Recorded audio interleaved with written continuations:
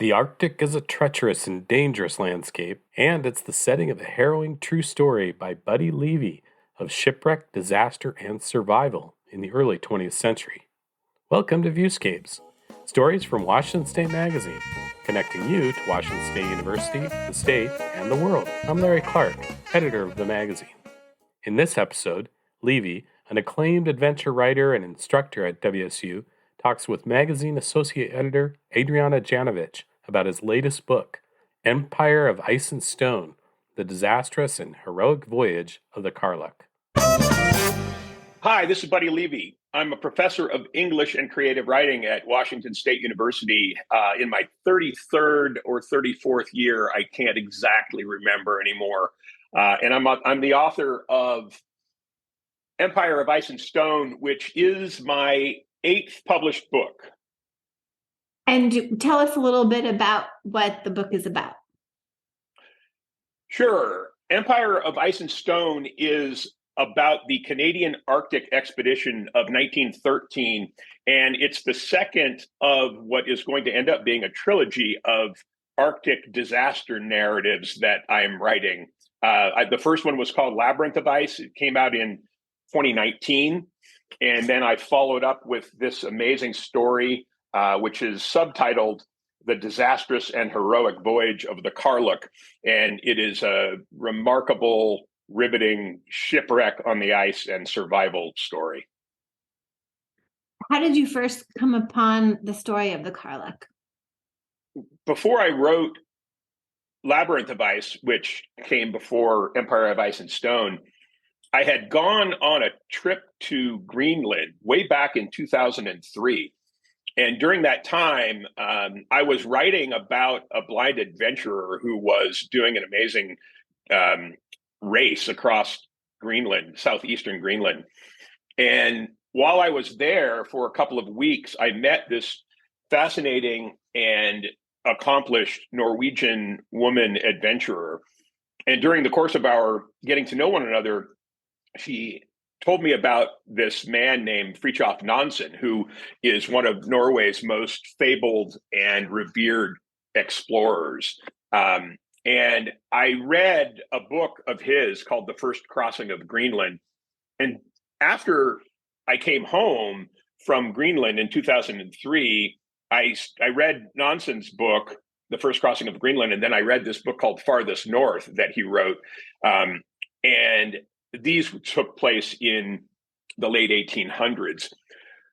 At that point, I was already aware, obviously, of Shackleton's Antarctic stories, but I really started reading widely in the Arctic exploration narratives. And it's such a rich and riveting field. I mean, I was drawn in by what people were doing, what they were trying to discover, hardships on ice.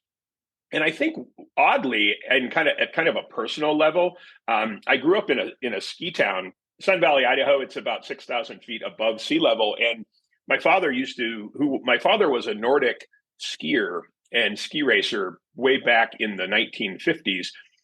And he always got us into winter sports that were often taking place in biting cold conditions. So we grew up Nordic skiing, and also I would go duck hunting with him and stuff at 25 below zero. And I sort of developed an odd fascination with and even desire to be in really cold places, and a desire to read about people who were figuring out ways, well before we had the kind of creature comforts of Gore-Tex and goose down parkas, who were able to live and survive in extreme Arctic climes. And so that's sort of the way I found myself fascinated and connected to Arctic narratives.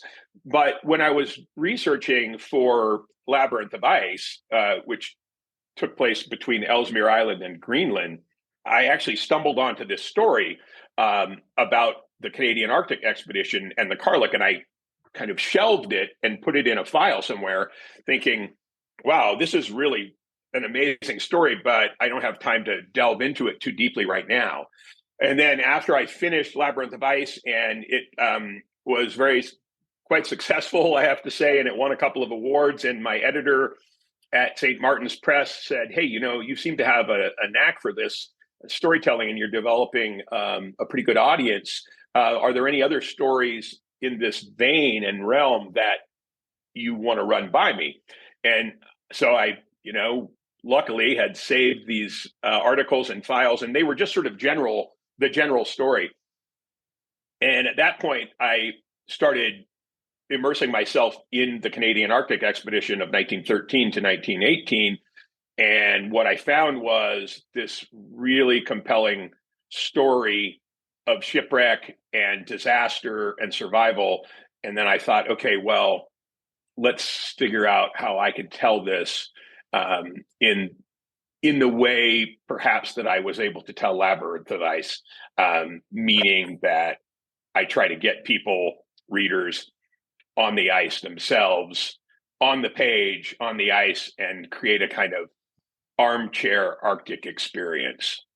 And so that's sort of a long version of how I stumbled onto the story, was actually researching another book and then tucking it away for a cold, wintry day.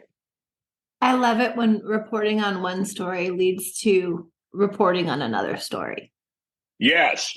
And I actually, the same thing has sort of happened with the third installment that I will be working on for the next year or so, which maybe we can revisit, or we can come back and meet again in a couple of years, and I'll be telling you about that story called Realm of Ice and Sky. For sure. And let's maybe talk about it after we talk about the Karluk. Sure, you bet. Give us a little teaser. And in the meantime, talk a little bit about your research process. In constructing the story of the Karluk disaster, I was really fortunate because there had been a book written about it, like a contemporary book that was about 20 years old, called The Ice Master. And that book pointed me to a lot of the primary materials that existed. And so what I found, to my great luck and pleasure, was that there were a number of members of the Karluk expedition. It's sometimes called the Canadian Arctic Expedition, or the Voyage of the Karluk, which is the flagship of this expedition. And so quite a few members of the expedition kept diaries in the moment, in real time, of what was happening. And that included this man named Wilhelmer Stephenson, who was the expedition leader, Captain Robert Bartlett, who was the captain of the ship, as well as a whole bunch of the other members of the expedition. Some were scientists, some were crew members. There's a wealth of information that they wrote at the time in diaries and journals, and it's a matter of they're not all housed in one place. So the challenge, of course, and by the way, I use diary materials to a large extent in all of the storytelling that I do. I want the people who are actually there telling the story as much as possible. It's really a great benefit, because when you have a scientific expedition, for one thing, the members also had some scientific equipment. So they're able to tell you, what were the wind speeds on a particular day? What was the temperature on a particular day? And then also, because some of it is, personal diary, they're writing really intimate personal stuff about the various members of the expedition. And so it's almost like it's almost like when you watch Survivor and you see those on the fly voiceovers where they're talking about other members of Survivor. So you get these really great insights into what people are thinking about the other members. And sometimes, they're divulging infighting, and they're talking about different factions that are sort of happening within, if there might be a potential mutiny in the works, and they're saying things about the expedition leader who is no longer with them and has abandoned the ship. And then they're really being forthright and honest, and it's raw, And so I was able to find all of this material by scouring a whole bunch of different museums and libraries all around the world, including, the Library of Congress, Canadian Maritime Museum. There's museums at Dartmouth and Bowdoin in the United States. And then there are a couple really, really prolific storytellers who survived the expedition, including one man named William McKinley, whose diaries are all housed at the National Library of Scotland. He was a Scot. It turns out that I wrote Empire of Ice and Stone during the pandemic, and a lot of the libraries were closed to personal visit. And at any rate, there wasn't a lot of international travel going on for quite a long time, as you know. And so I ended up establishing relationships with these librarians who knew what I was trying to find and were incredibly helpful at locating materials for me. And then I would, purchase it and then just stayed at my office here in Moscow, Idaho, mostly, and just read and tried to reconstruct this narrative from beginning to end. I will also say that at the time that the Canadian Arctic expedition took place, it ended up being, because the ship was lost, and as I'll get into a little later in some of the details of what happened without sort of spoiling the whole story, it was known that the ship was lost, and there were New York Times articles, and because it was a Canadian expedition, there were articles in a number of the Canadian newspapers. It was international news. And so the New York Times archives have been really helpful as well, because they were posting stories at the time of the events. It's really interesting to read these things now, though, because they weren't getting everything right. So you have the benefit of hindsight and knowing what actually happened, and you can sort of see that the journalists of the time were trying to sensationalize this story, and they were oftentimes filling in ignorance with anecdote that actually wasn't correct. So you have to always cross-reference, the claims that are being made in a newspaper article in 1913 and 14 to what we know to have actually occurred with the benefit of hindsight. So that's primarily how I did it. And what I will say is that so one of the things I try to do in all of the books that I write is to make the reader feel like they are there in real time. And so I have benefited greatly by 4 or 5 trips to Alaska that I've made over the course of my life, but also instrumental was that trip to Greenland, because in that trip in 2003, I was really spent quite a bit of time on the water and among icebergs and hearing the fracture of ice breakup, and being on high mountains, inland mountains on Greenland, but also being able to look out to sea.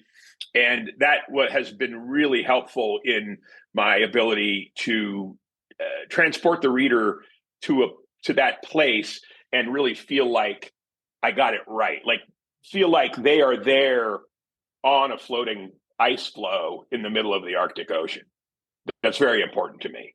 I think that comes through. And actually, that was going to be one of my questions, was if you got to travel to some of these places during the research process, but it was the pandemic and travel was limited. Right. Yeah. I mentioned this in the back notes of the book. I had 2 planned visits to Wrangel Island, which is one of the main settings of the, after the shipwreck, a number of the survivors make it to this landmass about 100 miles north of northeastern Siberia called Wrangel Island. And it was really, it was pretty devastating, because I had trips planned to go to Wrangel Island. The first was made impossible by the pandemic, because the expedition organization that was going to take me there they weren't able to have people on a ship. And then after that, last summer, I was going to go there, and then Russia invaded Ukraine, and Wrangel Island is a Russian territory, and there's only one permanent resident on it. But I did manage to spend, hours and hours and hours on Google Earth and Google Maps and looking at images of Wrangel Island. It's a really fascinating place. It's the largest breeding ground of the Pacific walrus in the world, and it's a UNESCO World Heritage site. It has one of the largest polar bear denning areas in the world. And so it's a really important place geographically. And it also is the setting of a great deal of the drama that takes place in the book. But I have to say that I've been fortunate that people who I have corresponded with, who have been there, and people who I have corresponded with who've spent a tremendous amount of time in the Arctic above Alaska, have been very complimentary in suggesting that I nailed it. So Wrangel Island is still on my bucket list. It's just going to now happen after the fact. Now, talk a little bit about the narrative. When I read it, I saw kind of three stories in one. You have the organizer of the entire endeavor who ends up abandoning the ship early on in the story. We're not giving away any surprises there. And then kind of the story of the castaways or the shipwrecked souls, and will they or won't they survive, or how many of them will survive and how. And then there's the captain's kind of mythic journey to try to get them rescued. Is that kind of how you see it too, along those three kind of plot lines or storylines? Yeah, I would say that's a really good reading. I would add that there's another tendril to the story, which I'll touch on, which is the importance of the Inuit members on the expedition, who are vital in, helping a number of the marooned, as you call them, castaways, survive. But so, yeah, the kind of thumbnail overview is that this really flamboyant impresario, I'll call him, named Vilhelmer Stephenson, who is a Icelandic but Canadian-born Icelandic person who conceives of this Canadian Arctic expedition, which is going to be the largest scientific attempt at the Arctic, and the first such journey by Canada.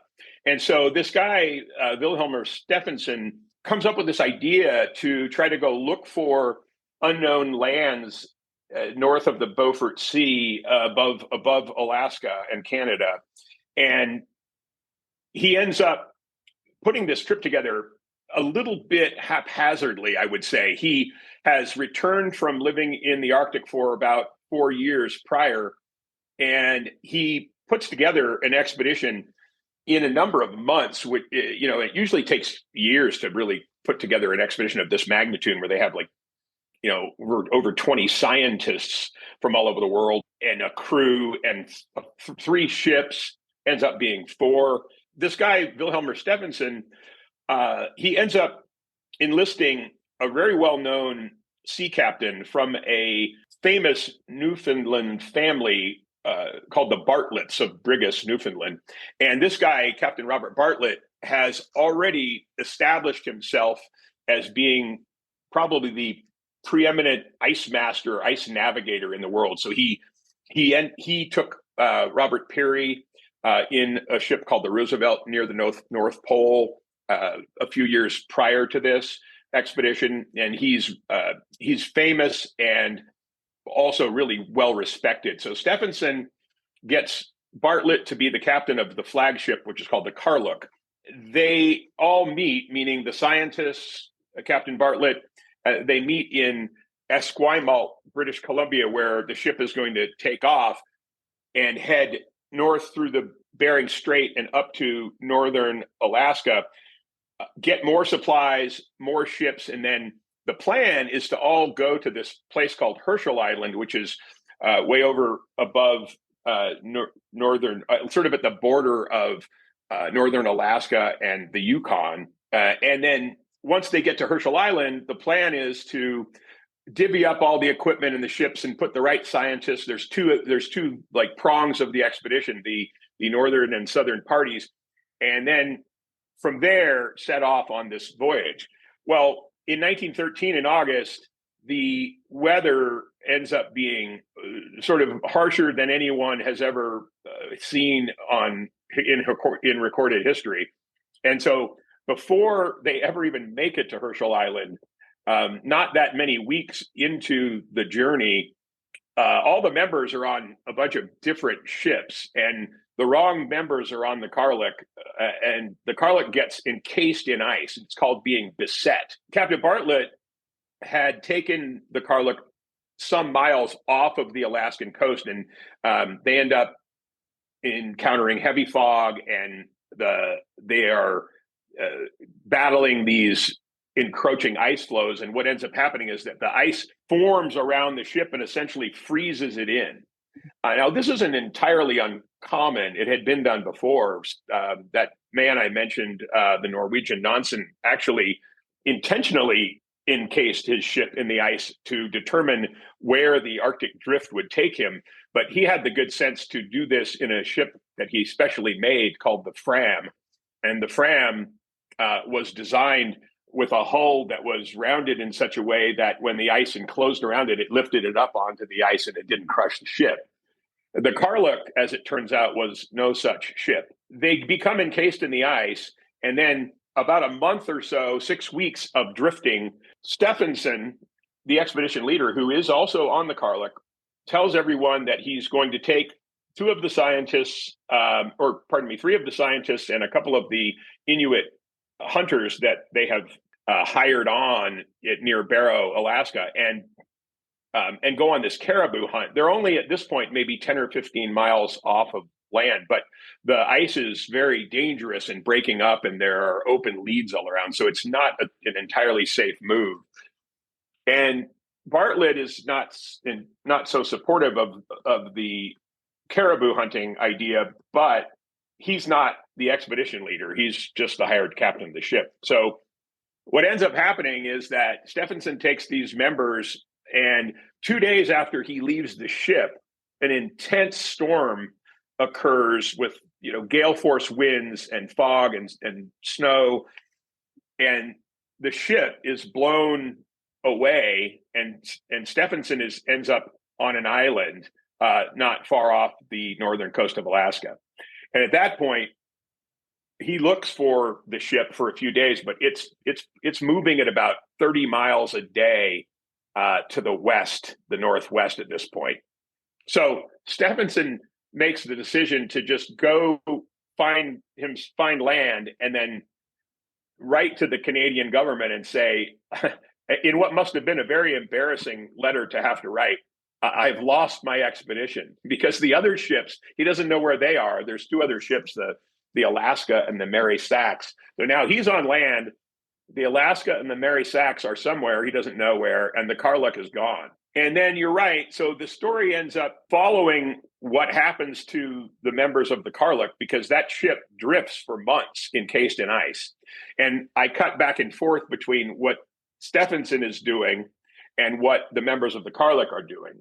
And all the world knows, based on Stephenson's letters to the Canadian government and to the New York Times and the Toronto Globe, is that ship, when last seen, was encased in a mile square of ice, and it may or may not survive. But there are some land masses in the direction of where the Karluk is drifting. And so it ends up being a story about how Bartlett, who is now in charge of about 25 souls, how he's going to keep them alive. A lot happens. The ship becomes so there's a lot of ice pressure that begins to be brought to bear on the ship, and it ends up, as many of these ships in Arctic waters do in winter, getting crushed violently by the ice. But Bartlett had the good sense, knowing that this might happen, to take years worth of supplies and food and some tents and firearms off of the ship when he sort of senses that this is probably going to be the end. And by this time, they have spotted land from the crow's nest a number of times through mist and fog, and maybe 100 miles away. And they're generally drifting in that direction. So they have the idea that there's this landmass, and they know from a book, The American Coast Pilot, that they have, that it's quite likely this place called Wrangel Island. So at that point, they live, the ship ends up getting crushed, and they live on a camp on the ice. The ship gets crushed in January of 1914, and they took off in August of 1913. By that time, it's now Arctic winter, so the sun is not even rising anymore, and they know that it's not going to rise again until mid to late February. And so Bartlett helps them bide their time with 25 members, like 30 sled dogs, while they're on what's called shipwreck camp, which is this couple of dwellings they've made, igloos, and these structures that they've been able to build out of ice blocks and tarps and things. They have plenty of food at that point. Bartlett understands that they're going to have to, at a certain point, because this ice floe they're on could disintegrate, they're going to have to make their way across the ice by dog sled to Wrangel Island. They can't do that until the sun comes back in early March. And so I think there's the other part of the story to me is the move from Shipwreck Island across the open ice to Wrangel Island. And what a lot of people don't know is that the ice isn't flat and glassy like a frozen lake. It's buckled and hummocked and riddled with all of these fracturing leads. They're called leads, which is where the ice breaks open and then there's open water between two bodies of ice. And so you can't really go in a straight line. You have to navigate these open leads and all. And so Bartlett decides they're going to, once it becomes light enough, they're going to make this trek across to Wrangel Island, which is a massive ordeal that is weeks long, and they have to go. They end up confronting these things called pressure ridges, where the ice hits one another like tectonic plates and then ruptures upward, and it's like 100 feet tall. And this is this arduous. There's times where they're camped in igloos, and the ice fractures beneath the igloo, and they have to scurry out of there. At a certain point, Bartlett manages to get most of the shipwreck survivors across to Wrangel Island. And they're not in very good shape at that point. Many of them are frostbitten and exhausted and dehydrated. And because they have limited sleds and dogs, they were only able to take a certain amount of food from shipwreck camp. And now it's a question of whether they're going to be able to survive on Wrangel Island with the resources that are there, which includes polar bears and foxes. And there's a lot of driftwood, so they do know that they're going to be able to have fires. Bartlett decides within a matter of days, because once they arrive at Wrangel Island, he knows that they may survive the winter. They may survive another year, but no one in the world knows exactly where they are. So he decides that the only way they'll survive is if he is able to get back to civilization and report the location of the survivors to the world. And so, there becomes this mythic journey where Bartlett takes one of the members, this young hunter named Kakaktovik, and leaves everyone else with certain members in charge and directions of where they're supposed to be and when. And then he's going to go across what's called the Long Strait from Wrangel Island south to northeastern Siberia. And once there, he's going to have to make his way all the way over back to Alaska, where he can get word to the world that there are survivors on Wrangel Island and that they're going to need to send ships for them. And so it's really an incredible tale because Bartlett's journey, you're right. I mean, it could really be a book in and of itself. So what I do is cut back and forth between what's happening to the members who have been left on Wrangel Island, occasionally cut back to what Stephenson is doing, which is almost nothing with regard to the Karluk survivors, and then Bartlett's quest to find help. And so it becomes like a race against time, because the members who are back on Wrangel Island are not doing so well. They begin to run out of food. They are afflicted with a mysterious malady that no one really knows the cause of. It's not scurvy, but they begin to have incredibly swollen limbs, and they are bedridden. And it's problematic because they, at this point, need to be going out hunting and finding food. So there are a number of members of the party who are fit enough to go hunt. And the rest of them are kind of bedridden in this place called Hospital Igloo, that where all the sickly are relegated to. So yeah, it's a really dramatic story of survival and also of human endeavor and accomplishment, because the feats that a number of these people are able to just achieve, given the condition they're in, are really inspirational. And I wonder, you mentioned this, but without the help of the indigenous members of the group, if Bartlett would have made it as far as he did, or if the members on Wrangel Island would have lasted as long without Auntie sewing them clothes and making blood soup and these things that maybe they wouldn't have known what or how to do, maybe their fate would have been different. What ended up happening was that as the Karluk was about to leave from Barrow, Alaska, one of the great things that Stephenson did was he hired an Inuit family, and the hunter was named Karluk, and his wife was named Kiruk, but they quickly nicknamed her Auntie. And she had with her two children, a girl named Helen, who was 11, and a girl named Mukpi, who was only 3 or 2 at the time.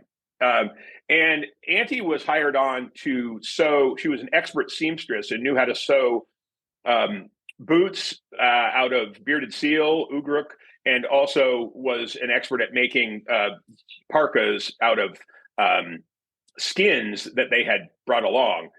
So without Auntie, her husband, Karluk, who was an excellent hunter for seals, and then the two children who proved to be very industrious themselves, I believe that virtually none of them would have survived, because Karluk was a superb seal hunter, and they ended up needing seal offshore. Sometimes Karluk would have to leave one of the places on Wrangel Island, which is on the northern part of Wrangel Island. The seals were quite a distance at the beginning from land, so they would have to trek maybe 15, 20 miles offshore to go hunt seals and then drag them back in. Just exhausting work. The challenge of seal hunting was that they had rifles and they had ammunition, but not an endless supply. And the indigenous people, the Inuit members, were, really expert and patient at sitting there watching seals for 6-8 hours. When they'd come up, Karluk would shoot the seal, but that didn't guarantee procurement of the seal, because then they're floating in the water, and they had this really ingenious device called a mannock, which is like a weighted ball that had sort of spikes and prongs on it, and it was attached to a rope, and they would lasso that mannock out and then throw it beyond the seal and then reel it in, and it would hook on the seal, and they could bring that animal that they very much needed for food, but also there were other uses for the seal of the seals, and then bring those back in. And Karluk also built a kayak in the spring and was able to. It was terrifying work for him, because a single person skin kayak that they built over about 3 weeks. They had started to see walrus in the bay, and they knew if they could get a walrus, a huge creature weighing between 2,000 and 3,000 pounds, that could maybe allow them to survive. But hunting seal and walrus in a single skin kayak is incredibly dangerous, and the walrus can capsize you, impale the skin kayak with its tusks, and then you're in freezing water that you would live in for a minute or two. And so there's some great scenes with Karluk going out into the bay and hunting for walrus and seals and that are really, really dramatic. But I would say that without the indigenous Inuit family, the people on Wrangel Island would never have survived. And Bartlett smartly takes Kakaktivik, another young Inuit hunter, and without him, Bartlett would never have survived the crossing of Long Strait. No way. They would go trek across the ice for maybe 10, 12 hours of straight walking until they came to a lead, and then they'd have to go along the lead until there was a way they could get across it where it was narrow enough. Or sometimes they had to do really innovative things like climb onto a small piece of ice and paddle across it with snowshoes as paddles. And then they encountered polar bears on a number of occasions that were following them because they were dragging seals along. Kakaktivik was an expert at hunting, but also at building igloos within maybe 45 minutes. So at the end of a 12-hour trek, Bartlett and Kakaktivik would build an igloo and then slide into that thing using a small Primus stove, heat up a seal blubber and pemmican gruel, and then get up the next day and do it again. It ends up being about a 700-mile trek ultimately. Once they made it across the Long Strait, they encountered the Chukchi people and reindeer herders. And then these people live in these things called Urancas, and they're little skin and wood hut dwellings, kind of like Mongolian yurts. And these people help Bartlett and Kakaktivik navigate their way for hundreds and hundreds of miles until they reach near the Bering Strait and are able to finally cross. If this doesn't make somebody want to read this adventure, then I don't know what would. Yeah, well, there's a lot going on in this story. And, I would say that at the heart of it, it's the tale of Bartlett and Stephenson in certain respects, because they're two men who are the leaders of the expedition, and they have really different leadership styles, right? And so I have cast Bartlett and Stephenson in the way that I interpret them, in a sense as, a kind of hero, protagonist, and a villain. Stephenson being the villain, he's ultimately much more complex than that. I get into aspects of Stephenson and what he achieved in his life later on. But for the purposes of the Karluk expedition, the Canadian Arctic expedition specifically, most people who were there and who survived and who watched some members die. I mean, I didn't really touch on that, but not everyone makes it out of this thing alive. And some of the members in their diaries are very explicit in saying, in blaming Stephenson for leaving them. Bartlett, because of what he does, he's clearly heroic because he risks his own life for all of the other members. And without him making it back to civilization and getting the word out, and he is also instrumental, Captain Bartlett is instrumental in organizing rescue efforts to go reach the members remaining on Wrangel Island. And it ultimately is a really serious race against time, because this is prior to global warming. And there was a really short window in 1913, 14, when one could reach a place like Wrangel Island without it being completely enclosed by ice again. And so by the time the rescue missions in these ships are heading toward Wrangel Island to try to reach them, it's late August, early September, of 1914, and already the lanes and waterways that are accessible to get to Wrangel Island are beginning to shut down. So there's a really dramatic kind of, will they make it? Will they not make it? And some of the members at that point are hanging on by a thread, and they're out of food, and they're living literally day to day by what they can capture or kill. And then, with that, do you want to give us a little teaser about the third book? Sure. So with Labyrinth of Ice and Empire of Ice and Stone, I have spent quite a bit of time on the surface of the ice itself, in northern Greenland, northern Canada, up by Ellesmere Island, and here in the Arctic and Beaufort Seas, and over by Wrangel Island.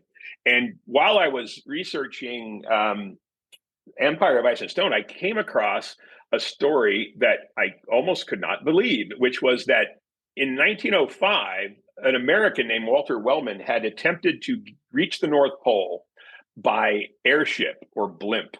And so I started, and I had bumped into the story. I was well aware of a Norwegian explorer named Roald Amundsen, who is one of the most famous explorers in history of the Arctic and Antarctic.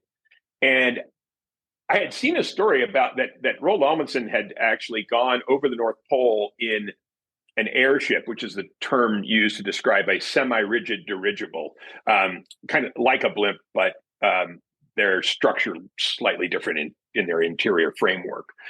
So I found out that there had been attempts by an American journalist named Walter Wellman to make it to the North Pole by airship. And by the way, during all this time, there has been question about who made it to the North Pole first, right? So Robert Peary claimed to have made it. This explorer named Cook said he had made it first, and then Peary's claims, who he went there in 1909, have been questioned by lots of different researchers and Arctic experts.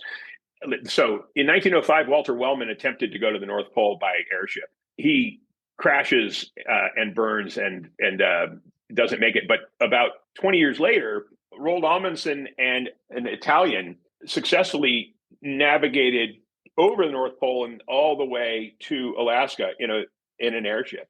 Then 2 years later, the Italian tried to do it again, and he crashed this ship called the Italia after reaching the North Pole and trying to return to Svalbard, Norway. They crash, and it's just an incredible catastrophic accident where numerous members of the airship are strewn out onto the ice, and then the airship, much of it floats away in the sky with a bunch of the other members still in it. And so it sets off the largest rescue attempt in Arctic history, and that's what my new book is about. Well, we have that to look forward to, and we'll have you back on the podcast, and we'll do a review in the magazine when that one comes out too. And I'm already looking forward to it now. I can't wait. Yeah, I can't wait. You got to write it first. Yeah, but I'm really looking forward to it, and I'm currently planning a trip to Spitsbergen, Svalbard, Norway, in June, to go, stand at the places where these airships took off from, and it's going to be really, really fun to go there and be on the ground at a place that's about as close to the North Pole as you can get on land. So it'll be great. Thanks for listening to Viewscapes. Our music is by Greg Yazanitsky. You can read reviews of Buddy Levy's books and lots of other stories at magazine.wsu.edu.